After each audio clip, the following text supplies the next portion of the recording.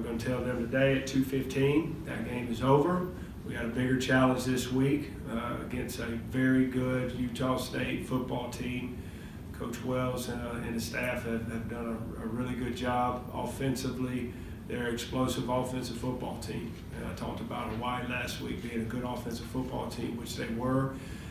This is a really good offensive football team that's led by their quarterback in Myers.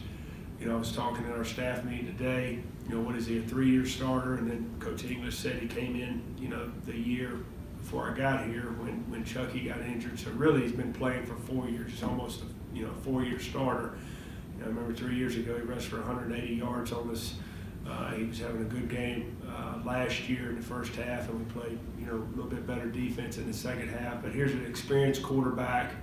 I know they've got a new offensive coordinator, but he's a guy that can handle that new terminology, the new things they're doing on offense. They're executing at a high level. I think one game they had 100-something snaps. They're going to snap the ball as fast as they can. And they do a lot of stuff off of those things. When you've got the ability to have quarterback runs, and it's not just zone reads, it's counters. You know, it's quarterback powers and the quarterback zone read, and his ability to throw the ball. The receivers are big, you know, which size gives any defensive backs trouble when you've got guys that've got size. So, you know, it's a big challenge for our defense again, playing an explosive offensive football team.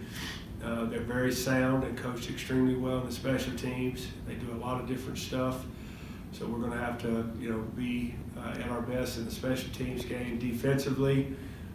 You know, my 2 years playing Utah State, they've always given us trouble because of what they do in the 3-down and mixing in the 4-down.